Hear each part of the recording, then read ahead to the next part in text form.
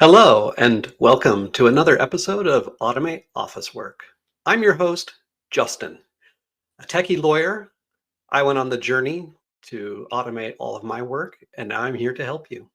Today's topic is mailing lists. Now, people often ask me, Justin, why are you focusing on the boring, mundane office work?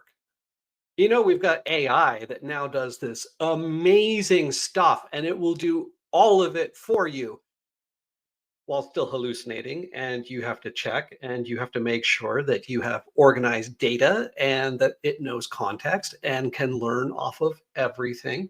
So, yes, there is a place for those kinds of solutions, but I often focus on the simpler, easy stuff, what I call administrative work. It's the office work that everybody is doing and does not need to be done. We have had technology for years, even decades, that can take care of this, and yet nobody knows how to use it. It is actually the bulk of the work that needs to be done, which is not actually going straight to AI. I would say that the people that I speak with, which is mostly lawyers, because I am a lawyer, they're not struggling with the fancy legal work. What they're struggling with is it's not the email that they need to have written. That's not what they're struggling with. That's actually the easy part. The harder part is who do you send the email to, right? So yeah, we have all these fancy tools that are coming out with AI that will automatically write a letter for you, but we still don't know who to send the letter to. So that is what today's episode is about: is mailing lists. How to how to get the list of people that you are looking for based off of certain kinds of characteristics and properties. Often these characteristics are not written down.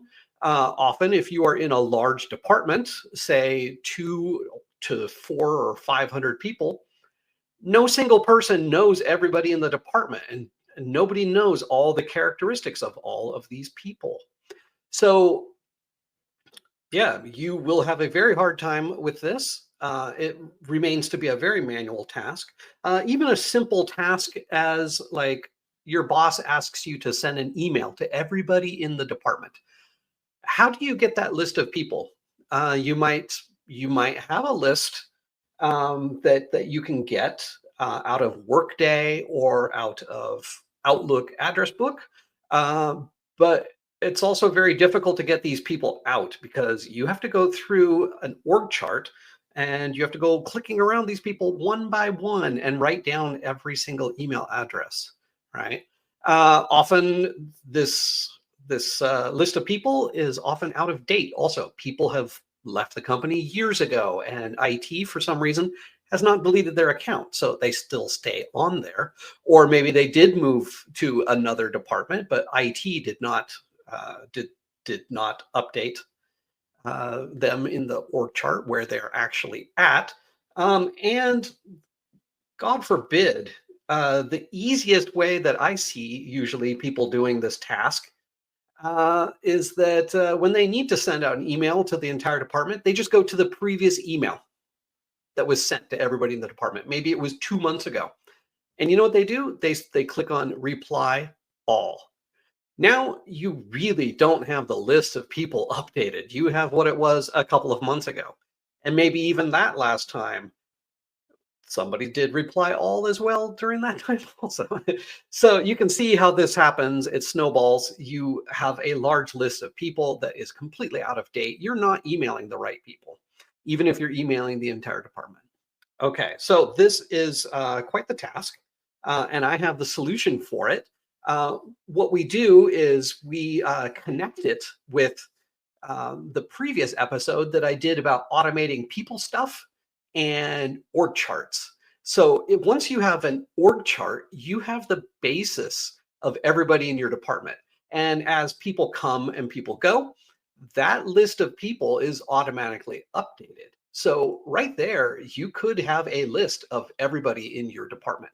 Now, going even further with characteristics, Uh, like you might have different kinds of sub teams and regions that people are associated with, maybe languages that they know, or some kind of skill set, or some kind of a like an educational or a certification. Like there's an endless number of these characteristics that you might want to be able to filter people off of. Say, like your boss says, email everybody in the building that is in our department because there's cake in the pantry. Okay, so let's say that there's like 50 of these people. Are you going to go through one at a time and find all these people when your department is, say, like 500 people? So you need to go find the 50. And same thing, like maybe somebody had cake the last month and you just want to go and say, okay, let's just reply all. No, you're not getting the people. So what you need is some kind of a characteristic of like all the people that are in this building. Okay, so I'm going to switch over now to my solution and I am going to continue. I'm going to describe everything that I'm showing on my screen so that people can enjoy this content in audio only. All right. So I'm sharing a SharePoint page. It's a page that's on my screen from SharePoint, only this is not SharePoint that you're familiar with. We have removed all the SharePointy stuff, the navigation, the banners, and we have just a very nice looking page. It says mailing lists at the top, and we have a nice icon or a nice logo. Below that, we've got a couple of boxes, a filter path. We've got a drop-down menu where you can choose certain kinds of things and add them to this filtering path. Below that, you have a results box, which for us right now, it's empty. And we have a total count of 0. So we have nobody in our list so far. Okay, we're going to focus on below that. Below that, we have a kind of a spreadsheet interface. The rows, we have a row for every single person in the department. And these rows are automatically updated when our org chart updates. So when a person leaves, they're removed from here. When a person joins, they are added, okay? Now, for the columns, we have all the characteristics that we're interested in. We want to know which people match these characteristics. Okay, so I've got some characteristics that I use just by default for every organization. The first characteristic is a system account. These are accounts that aren't people, because in Outlook, every single Outlook account has to be associated with a manager.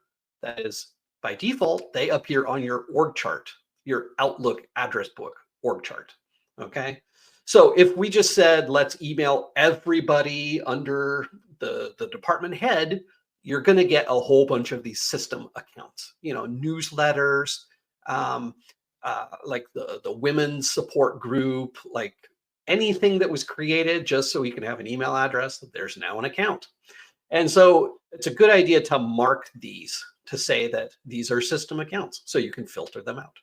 The next column that I have is full-time employees, because Outlook doesn't tell you what type of employee this person is. You might want to only email the full-time employees. Maybe you don't want to email the part-time employees or the interns. So we have these characteristics marked. Okay. We also have internal contractors and we have outside vendors. So it often happens that a contractor will also need an email account so that they can access your systems. If we were to say, let's email everybody, that includes the vendors and the consultants that just needed an email address to access your accounts. You probably don't want to email them. So these need to be marked. Okay. We have several other characteristics like outside the US, in the US, if they're members of different sub teams of our department, like if they're in legal, if they're in compliance, and then various regions like Europe and Asia, and you can mark them. Like you can mark your building. Maybe you are in the headquarters and you want to mark which people are in the headquarters so we can invite them to cake every month, these 50 people.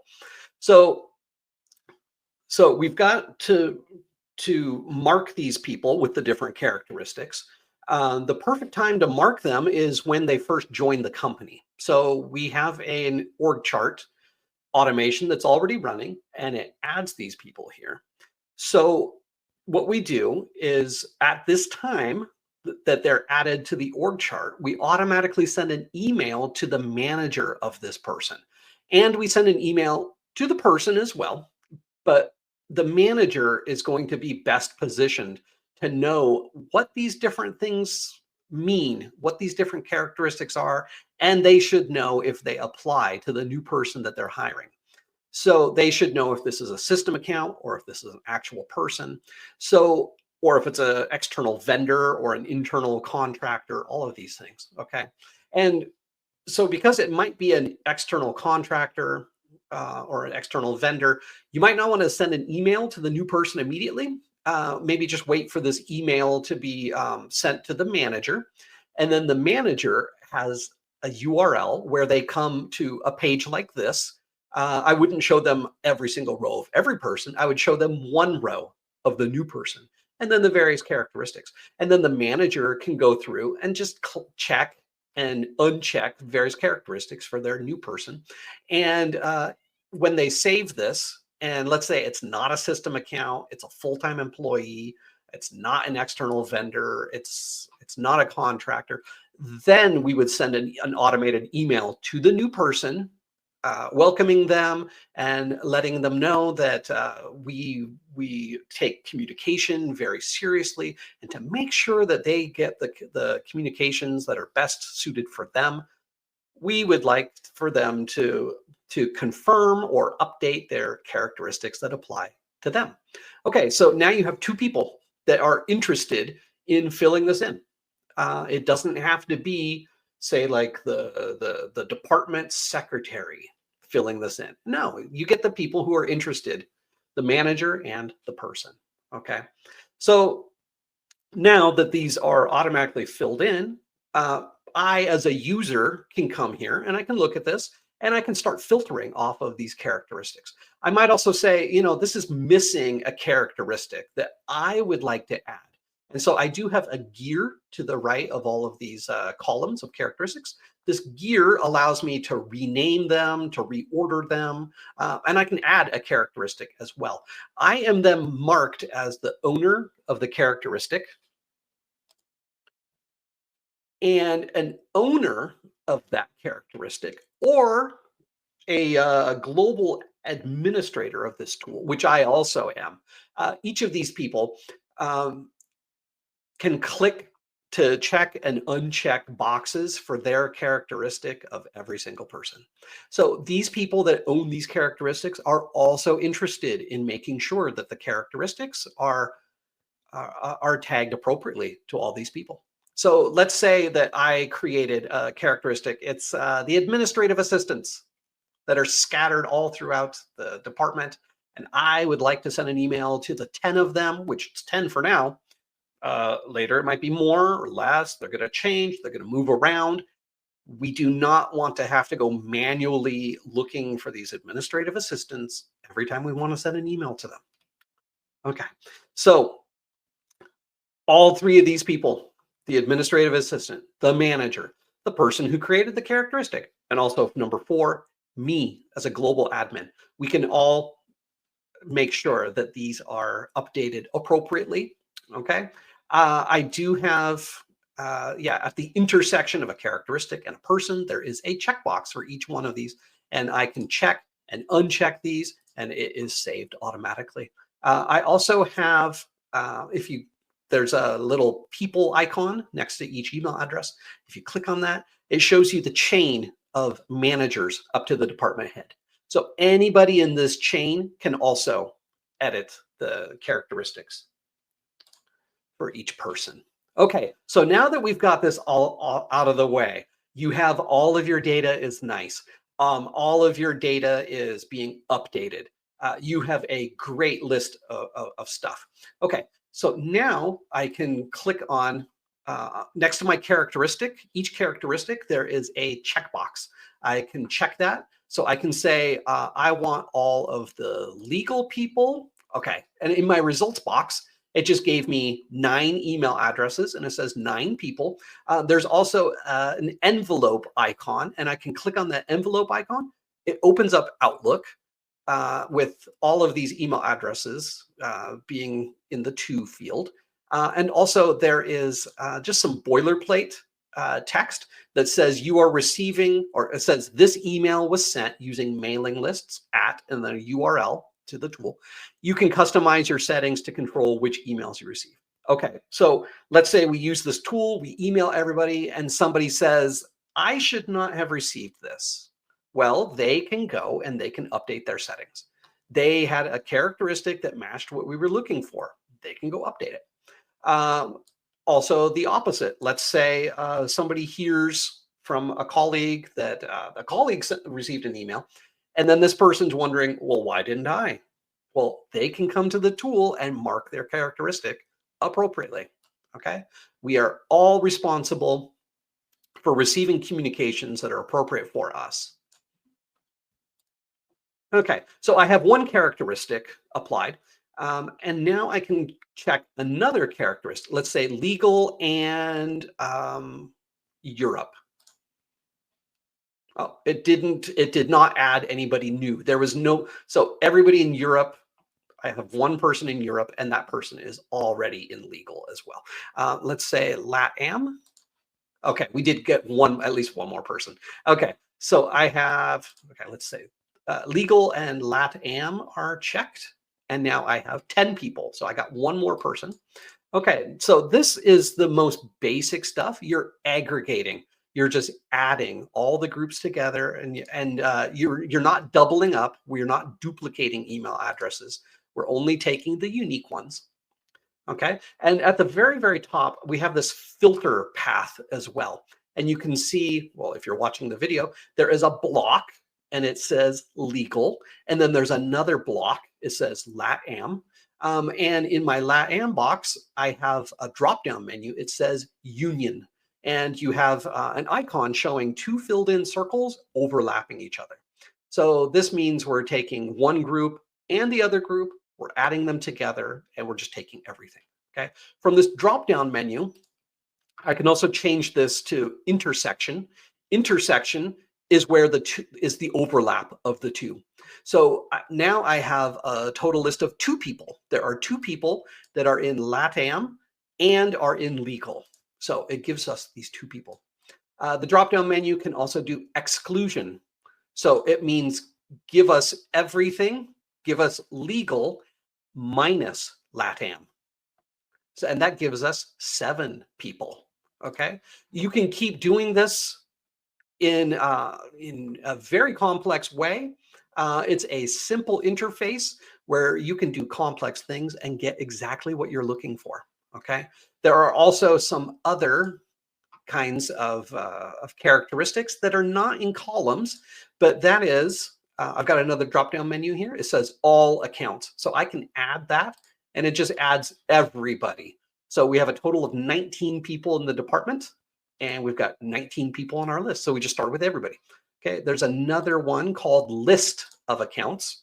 So maybe I have a list of like 5 people and I want to type them in. You can do that. We can take the union, the intersection, or the exclusion of these 5 email addresses.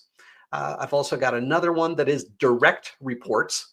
So since we have the manager chains of all these, I can put in a person's name like Anna, and it auto completes for me also. So I can pick Anna Nix at automateofficework.com, and I can calculate her direct reports, and it gives me, looks like 4 people are her direct reports. I can also remove this, and I'm going to do all reports.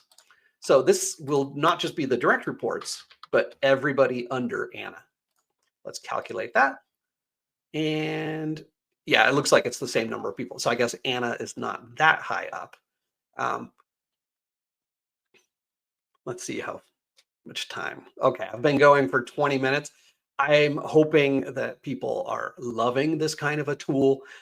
This is a simple solution to a very difficult problem that everybody is having to calculate these things manually, not knowing who is in the department. The department constantly changes, and nobody knows the characteristics of everybody anyway. So this really puts it in the hands of those who are most capable of tagging the different characteristics. Uh, we now have a very easy way. You see, like I could easily take a list of everybody in the department. There's no need to have to manually create that every time. It's automatically updated. Um, yeah, that list of administrative assistants. Even if I was to manually create this list of administrative assistants, let's say next month, somebody else needs a list of the administrative assistants to email. What are they going to do? They have no idea that I even created a list. They're going to just go create their own manual list themselves, or they're going to use an outdated list that they created maybe a year ago, and it's going to be the wrong list of people. Okay, so this is a very easy way, and I hope that you guys are getting great benefit out of this. This was created in SharePoint. So SharePoint has these things called lists. So you can have a list of people. You can then have columns of data as well in those lists.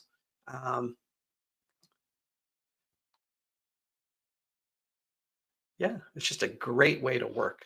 Let's see if I've got any comments from the LinkedIn Live.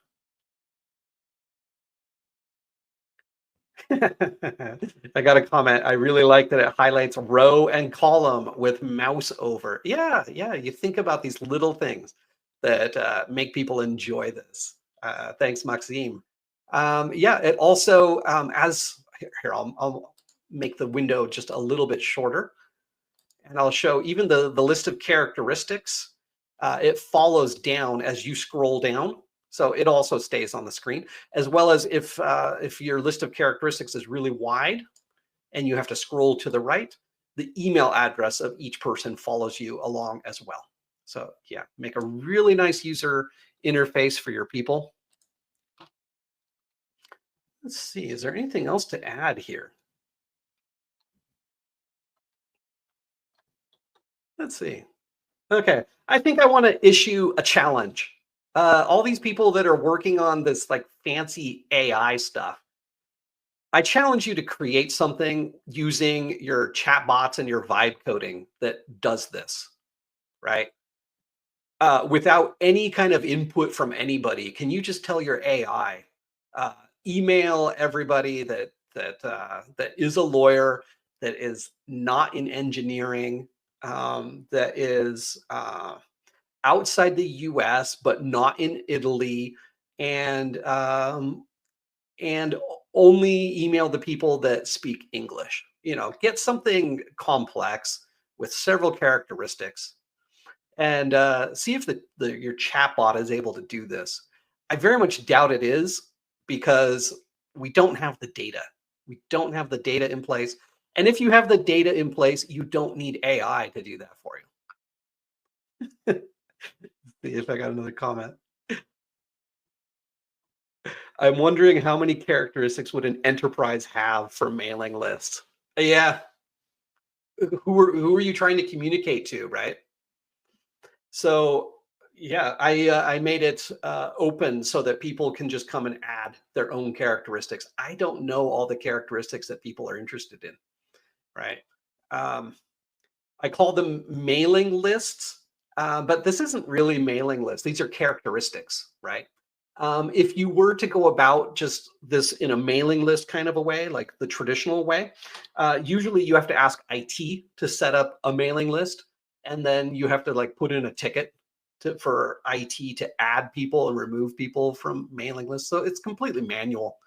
It's just a pain in the neck. Um, and then people that are on the mailing list are not able to remove themselves or add themselves to new mailing lists. They don't even know which mailing lists exist. So yeah, I'm hoping that this is an easier way, a simple way. I hope that it inspires people to go and build as well. If you are interested in using this itself, I could create this as like a module and provide it to people to put on their own SharePoint and just go have at it. You know, this is in conjunction with the org chart as well. So I would suggest you create a beautiful org chart. Maybe while you're at it, give your people the ability to make biographies as well, to share about themselves. These kinds of things are not the big, interesting, exciting stuff. This is the mundane. This is the boring. This is where people are actually struggling. Um, I would argue that the fancy, really cool AI stuff, maybe it's only like 15% of people's time. When I talk with people, what they're really struggling with is the day-to-day simple stuff. That's where vendors are not focusing because it's not exciting. It's not expensive. It's actually quite easy. And we've had the technology to do this for years and even decades. So if you focus on the exciting AI shiny stuff, um, at best, you're going to be making gains of like 15%. If instead you look at the boring stuff that everybody's struggling with, that's going to be upwards of 50% is where you're going to be getting the gains. Okay. And actually, it's the easier stuff to automate. It's the stuff that you don't even need AI. You just use plain boring technology and you get it done. Okay. So this isn't going to cost you millions of dollars. This is using the tools that you already have. All right. Let's see. All right. If you are interested in wondering what my other projects are, I suggest that you watch or you listen to the other episodes of the podcast. If you would like to see even more of what I've been up to, that is at automateofficework.com/projects. There is a long list of everything that I've worked on in the past. And a lot of these items, there is content that has been created on the podcast. So there are podcast episodes entirely about each one of these projects, as well as there are links to articles, tutorials, and even other videos that I've created. And yeah, so this is episode number 27. I still have a lot more content that I can create episodes about. And so you'll see some of these upcoming things in the future, the items that I have not created content about yet. Okay. My name is Justin. You can reach me at justin@automateofficework.com. You can also find me on LinkedIn, Justin Turman. I am a lawyer, coder, linguist, currently based in the Amsterdam area. And you can find out more on my website, automateofficework.com. You can see the list of the services that I provide. I can provide simple consulting, just point you in the right direction to get you started in the way that you need to go to work better and more efficiently. As well as we can go further, I can provide solutions that exactly meet your needs, exactly using the tools that you already have, like we've seen today. Okay. And my website has lots of content. There's a podcast, episode 27 today. Below that, I have lots of free resources, books and websites that I've created to help you, and lots of articles. All right. See if I've got one more comment. No, no more comments from the live audience today. All right. If you are interested in coming on to the podcast, please reach out to me. Or if you know anyone who would be a great guest, I'm looking for people who are beginners as well as people who are experts and have gone on this journey and would like to share with you how they did it. Okay. And so with that, I wish you guys happy automating.